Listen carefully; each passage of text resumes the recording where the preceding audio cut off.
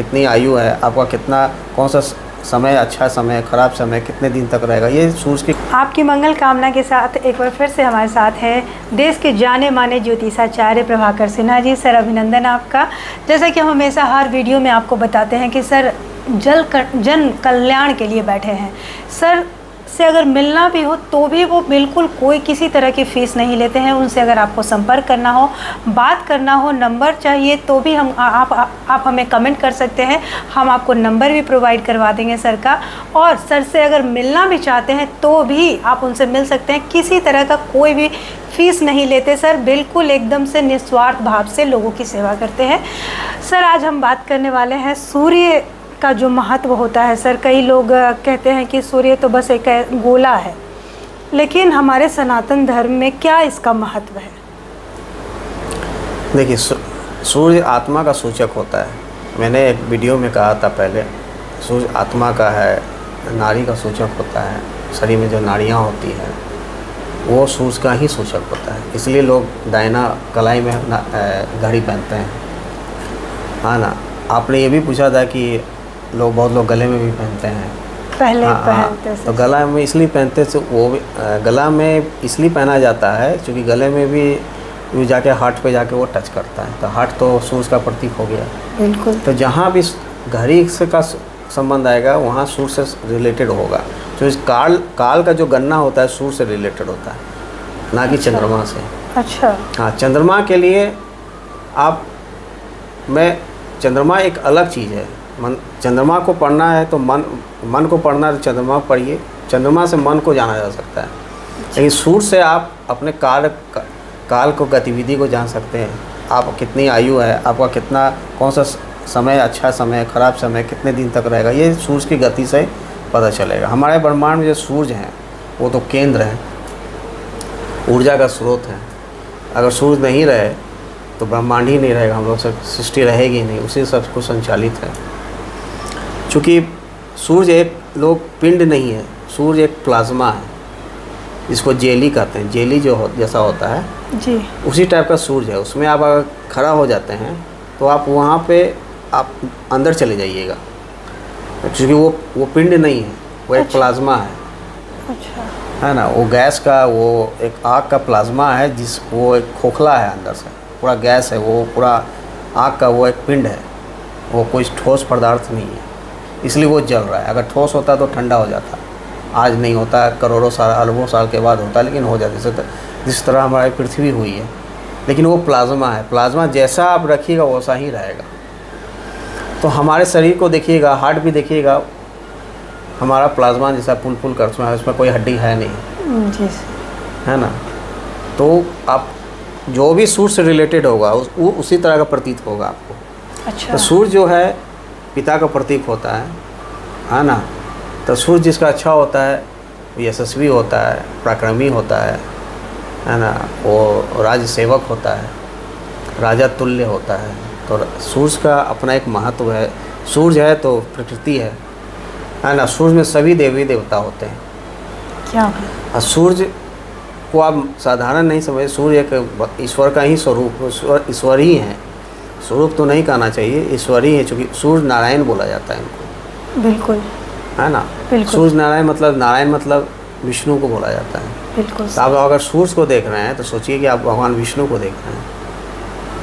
Sir एक बार आपने कहा था कि जब भी सूर्य भगवान को देखे तो जिस भी भगवान की पूजा करे तो वो उनमें देखे। हाँ। ये थोड़ा समझाएंगे हमारे दर्शकों को भी तो बताएं। सूर्य भगवान जो है ना, उनमें 7 घोड़े हैं, है ना।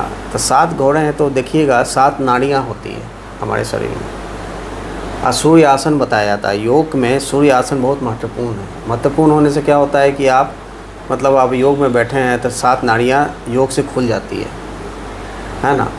तो सूर्य का जो महत्व है ना बहुत इसलिए है हमारे शास्त्रों में, सनातन में, क्योंकि सूर्य से आप कुछ भी प्राप्त कर सकते हैं। जैसे कि आप अगर सूर्य भगवान को अगर आप गणेश मान रहे हैं, है ना, तो गणेश के स्वरूप में आप देखिएगा।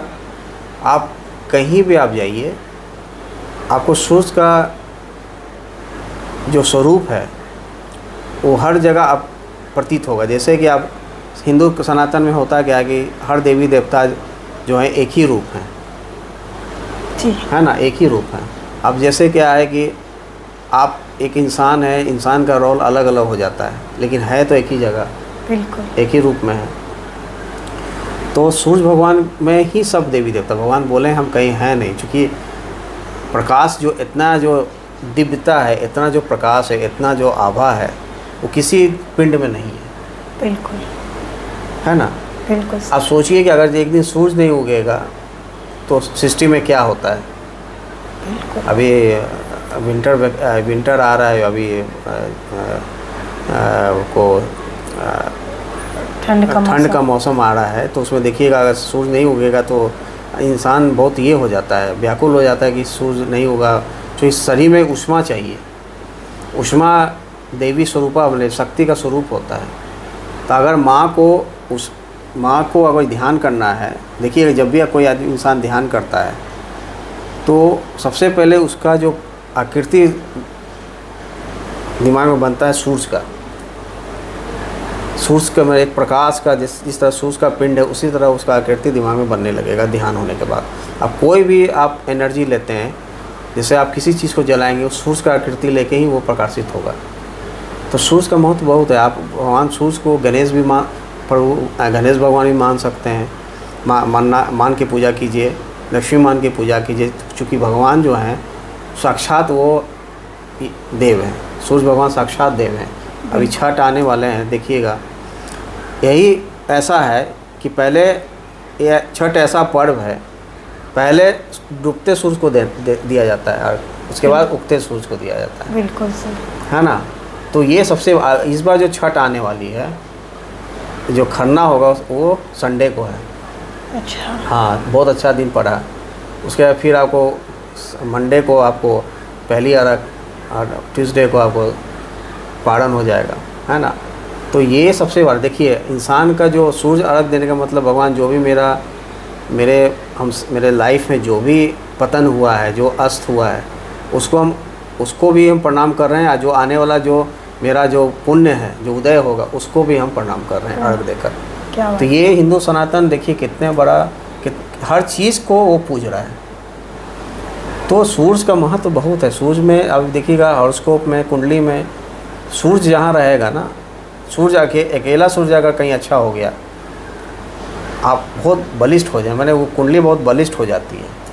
क्या बात है। इसके लिए बहुत बहुत धन्यवाद सर आपका।